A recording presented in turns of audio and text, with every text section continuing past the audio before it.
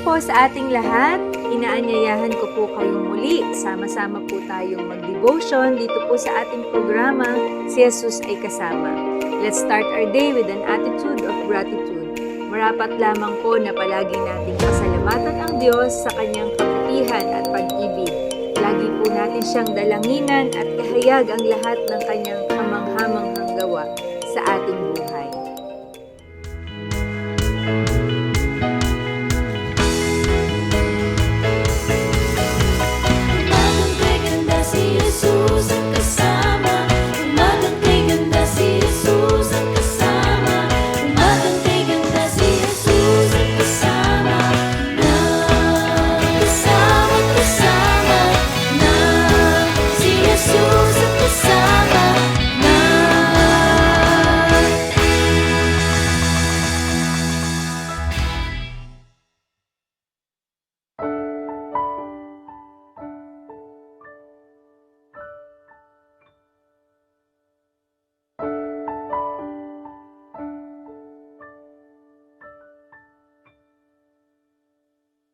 Thought I did what's right. I thought I had the answers. I thought I chose the surest road. That road brought me here. So I put up a fight and told you how to help me. Now just when I had given up, the truth is coming clear. You know better than I. You know the way. I've let go the need to know why. For you know better than I.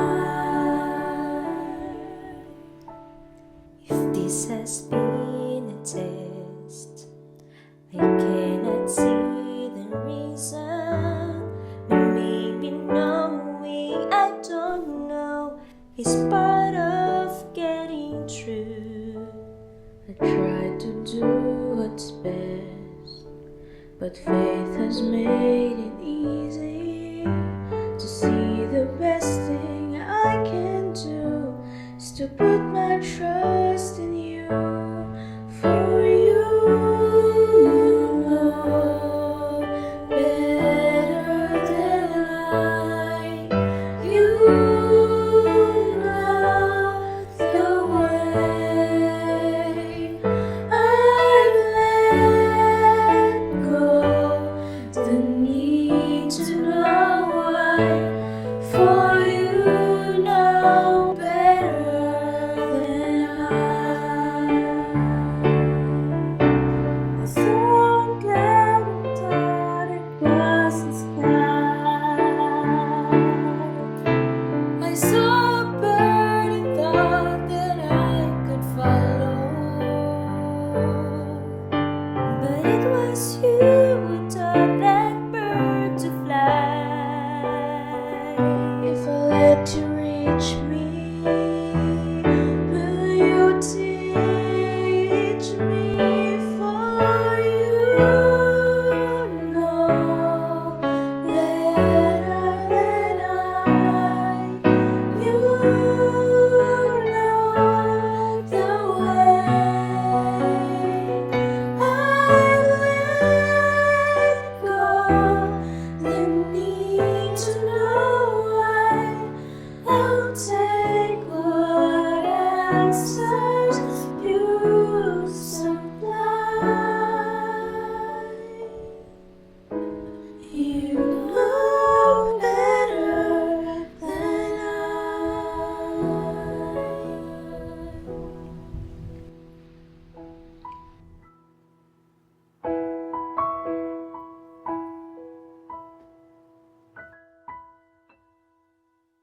Amen! Purihin po ang Diyos sa mensahe ng awit na ating narinig sa umagang ito.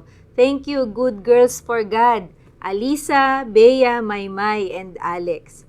Patuloy kayong pagpalain ng ating Diyos. Sa uulitin, ang sub-theme po natin para sa umagang ito ay The Principle of Wasting Nothing. Ang title po ng ating morning devotion ay pinamagatan ko pong Make Do with What You Have. Sa sandali pong ito, basahin po natin ang tekstong pagbabatayan na matatagpuan sa aklat ng 1 Kabanata 6, mga talatang 11 hanggang 13. At ganito po ang sinasabi. Kinuha ni Jesus ang tinapay at matapos magpasalamat sa Diyos ay pinamahagi iyon sa mga taong nakaupo. Gayon din ang ginawa niya sa mga isda. Nakakain ang lahat at nabusog. Nang makakain na ang mga tao, sinabi ni Jesus sa mga alagad, ipunin ninyo ang lumabis na hindi masayang. Ganoon nga ang ginawa nila at nakapuno sila ng 12 kaing mula sa 5 tinapay na sebada. Jesus then took the loaves, gave thanks and distributed to those who were seated as much as they wanted. He did the same with the fish. When they had all had enough to eat, he said to his disciples, gather the pieces that are left over, let nothing be wasted. So they gathered them and filled 12 baskets with the pieces of the 5 barley loaves left over by those who had eaten. Pinagpala po tayo sa pagkabasa ng kanyang mga salita. Ang talata pong binasa natin ay isa sa paborito nating miracles na ginawa ng ating Panginoong Hesus, ang pagpapakain sa 5,000. Ganito po ang nangyari. Pagkatapos nito, tumawid si Jesus sa ibayo ng lawa ng Galilea na tinatawag ding lawa ng Tiberias. Sinundan siya ng napakaraming tao sapagkat nakita nila ang mga himalang ginawa niya sa pagpapagaling sa mga may sakit. Umakyat si Jesus sa bundok kasama ang kanyang mga alagad at naupo roon. Noon ay malapit na ang Pasko ng mga Hudyo. Tumanaw si Jesus at nang makita niyang dumarating ang napakaraming tao, tinanong niya si Felipe, saan kaya tayo makakabili ng tinapay upang makakain ang mga taong ito? Sinabi niya iyon upang subukin si Felipe sapagkat alam na niya ang kanyang gagawin. Sumagot naman si Felipe, kahit na po halagang 200 salaping pilak ng tinapay ay hindi sasapat para makakain sila ng tigkakaunti. Sinabi ni Andres na isa sa kanyang mga alagad at kapatid ni Simon Pedro, mayroon po ritong isang batang lalaki na may dalang 5 tinapay na sebada at 2 isda. Subalit, sasapat kaya ang mga ito? Paupuin ninyo ang mga tao, sabi ni Jesus.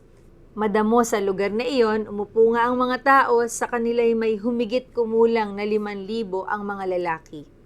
Kinuha ni Jesus ang tinapay at matapos mapagpasalamat sa Diyos ay pinamahagi iyon sa mga taong nakaupo. Gayon din ang ginawa niya sa mga isda. Nakakain ang lahat at nabusog.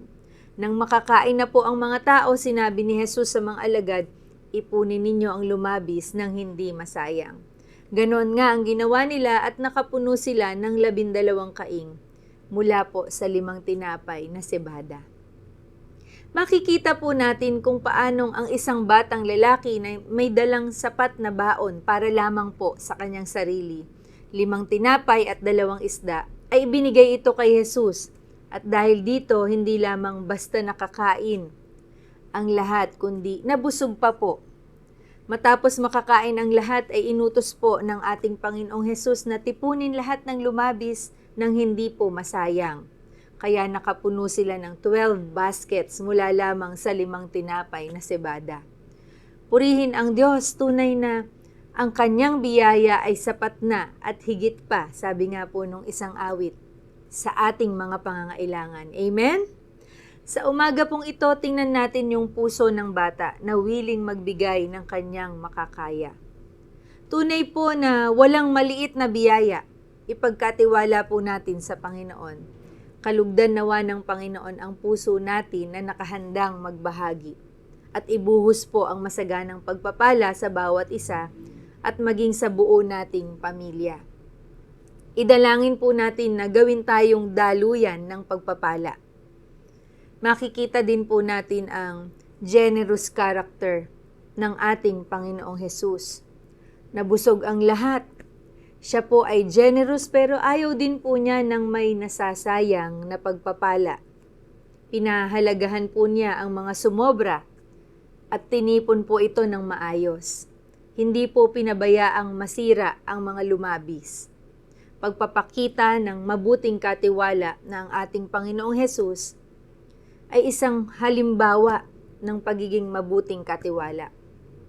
Sa atin pong mga pagpapalang tinatanggap, paalala po na hindi po magbibigay kaluguran sa Panginoon kung tayo po ay nag-aaksaya. Tipunin at ibahagi po natin ito sa iba. Tingnan din po natin kung paanong ginamit ng Panginoon ang resources na available. Ano po yun? 2 isda at 5 tinapay na shinare ng bata. Tunay po na hindi nasayang ang mga ito. Ginamit ito ng Panginoon at nakinabang ang lahat. Mga magulang, mga kapatid at mga anak kay Kristo Jesus, ano po yung mga pinagkatiwala sa atin ng Panginoon? Ang title po, Make Do with What You Have. Imulat po natin ang ating mga mata at dumalangin sa Panginoon na ipakita sa atin ang mga ito upang hindi po masayang. Minsan nakakalungkot po isipin, too busy po tayo sa pagko-complain at paghahanap ng mga wala sa atin. At doon na po nafo-focus ang ating paningin at isipan. Hindi po tuluyang nagiging kapaki-pakinabang ang mga ipinagkakatiwala niya sa atin dahil lagi po tayong naghahanap ng mga wala sa atin. Ang ating Panginoong Hesus hindi naghanap ng wala. Ginamit niya po ano ang meron nung oras na yon. Yung bata, hindi niya tiningnan na maliit lang yung hawak niya. Sa halip, ipinagkatiwala niya ito sa Panginoon. At ito po ang ginamit ng Panginoon upang maganap ang miracle, ang pagpapakain sa 5,000. Sa bawat araw po, pinagkakatiwalaan pa rin po tayo ng Panginoon. Ano po yung meron tayo? Buhay, lakas, talento, yaman, bagamat munti, at marami pa pong iba. Wala po sana tayong masayang. Ang mga ito po ang i-offer natin sa Panginoon. Nakatitiyak po tayo, mamamangha po tayo kung paano dadaloy ang miracle sa pamamagitan ng ating buhay. Make do with what you have. Sa kapurihan po ng ating Diyos, hindi po ng ating mga sarili. Tayo po ay manalangin.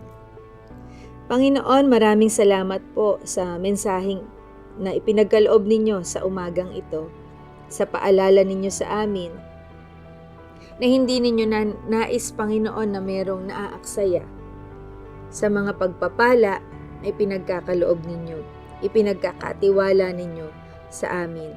Patawarin niyo po kami sa mga pagkakataong ang hinahanap namin sa aming mga sarili ay ang wala sa amin, Panginoon.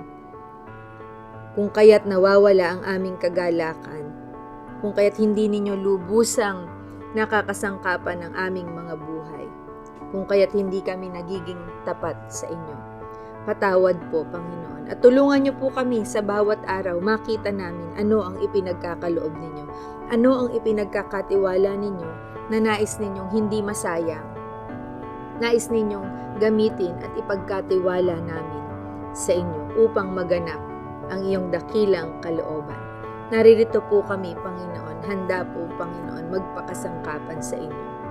Pagpalain niyo po kami at patuloy na dalangin namin sa bawat araw, gamitin ninyong daluyan ng pagpapala ang aming mga buhay. Patawarin niyo po kami, Panginoon, sa walang taros na paggamit ng resources, Panginoon, na pinagkakaloob ninyo sa amin.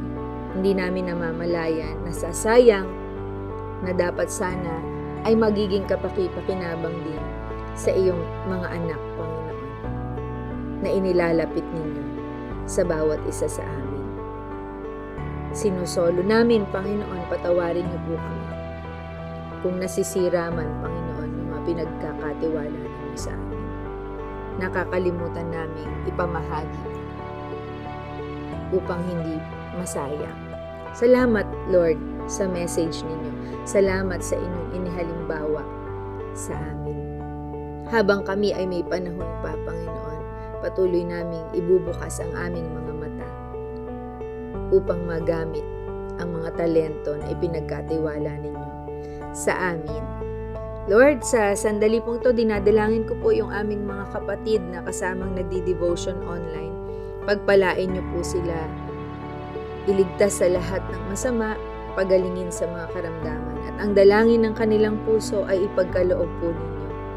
Ang lahat ng kanilang paggawa ay pagpalain po ninyo, maging ang kanilang mga mahal sa buhay. At Lord, sa sandaling ito, dinadalangin namin ang mga may kaarawan, pagpalain po ninyo, at ang mga nagdiriwang ng anibersaryo ng kasal. Ang banta ng mega earthquake, Panginoon, tinataas din namin sa inyo. At ano pa mang mga kalamidad, ingatan po ninyo ang bawat isa at huwag po ninyo ipahintulot na ma-harm kami, Panginoon. Kaming lahat, Panginoon, ng mga ito. Naniniwala po kami na hindi po kami mabibigo sa aming paglapit sa inyo. Ito pong aming panalangin sa pangalan ni Jesus na aming Panginoon at tagapagligtas. Amen. Muli po, maligayang kaarawan po sa mga may birthday ngayong araw na ito at happy anniversary po sa mga nagdiriwang ng anibersaryo ng kasal. Pagpalain po kayo ng ating Diyos at mga kapatid, kung kayo po ay napagpala sa ating morning devotion, malaya po tayong mag-share. I-share po natin o kaya na may itag ang ating mga kaibigan. Magandang umaga po sa ating lahat. Ito po si Deaconess Abby na nagsasabing, kapag si Jesus ay kasama, buhay nating masaya at puno ng pag-asa. Kita-kits po tayo muli sa Thursday. God bless po.